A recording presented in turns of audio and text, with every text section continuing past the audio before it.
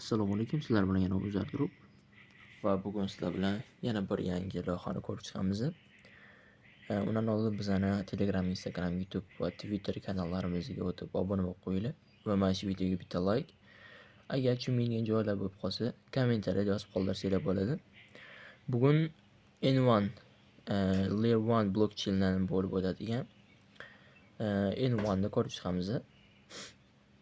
Bu $5 million investitsiya olgan va bu testnet rejimida hozir ham, ya'ni test token bilan ishlaymiz. Birinchi navbatda bu yoqda Telegram kanalimizda bu postni qoldiramiz. Uni sizlar tepadan qadalgan postda ro'yxatdan ko'rib olsanglar bo'ladi. Bu ikkinchisi davomidan. Kunlik chek degan joyga qo'yib qo'yamiz. O'tib vazifalarini va ketma-ketligini bajargan holda qatnashsa bo'ladi. Bu yoqda birinchi navbatda GitHub saytiga GitHub olamiz va Solana test token olamiz.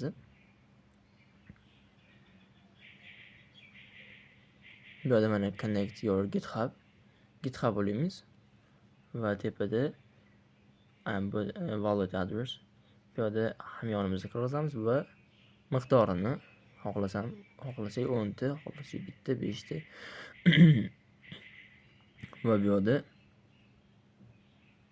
devnet qilamiz-da, confirm beramiz. Bu amalni qilib bo'lganimizdan keyin bu yoqdan chiqib olamiz-da, Phantomga kiramiz. Va bu yoqdan burchida tepada account ustiga bosamiz va tepada o'ng qo'lda burchida nastroyka bo'limi bor.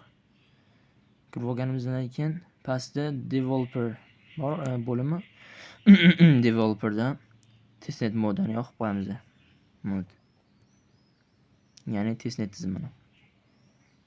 Shundan keyin qaytamiz orqaga va boya hamyonimizni kirgizib, bu yoqdan hamyonimizni kirgizib,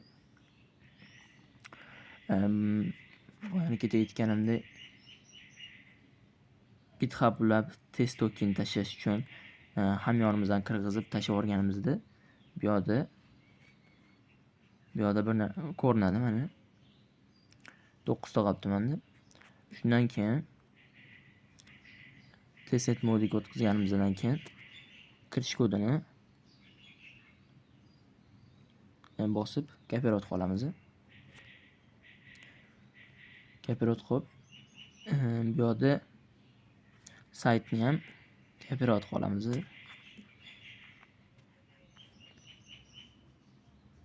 Phantomimizda qidirish bo'limida saytni kirgizamiz.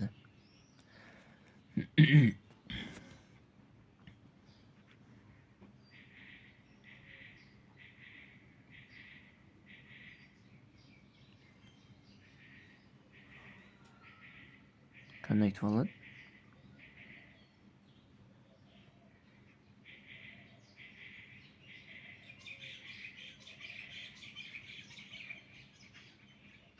Men o'zi kirib bo'lgandim. Hozir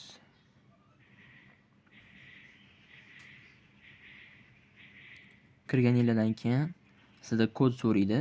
Boyaniki kodni kirgizib olganingizdan keyin connect wallet qilib hamyon olamiz.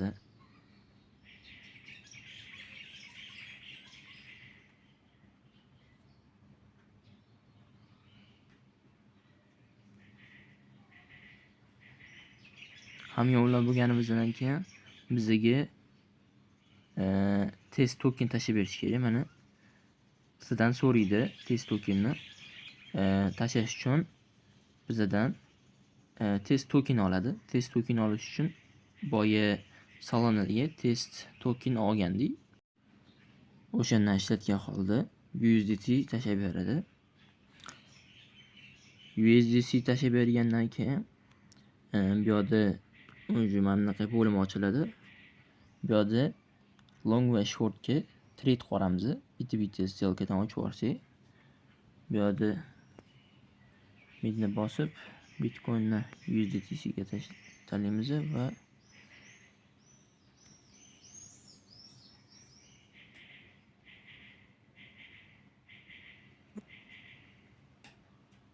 miqdorini kiritamiz.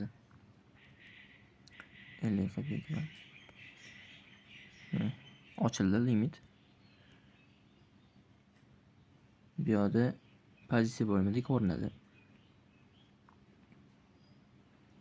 Sayt sal qotyapti bu narsa.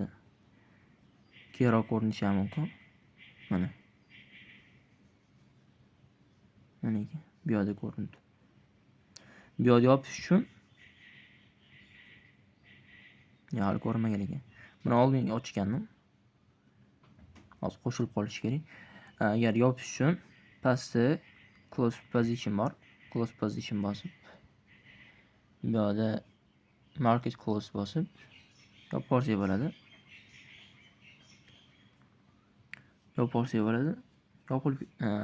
bo'ladi. Yopilgandan keyin yana boshqa paralarni ham shuna qilsa bo'ladi. Paralarni o'rgatirish uchun Bitcoin oldida mana Bitcoin va USDT bor. O'shani oldida mana 3 ta tuzuvchi bor.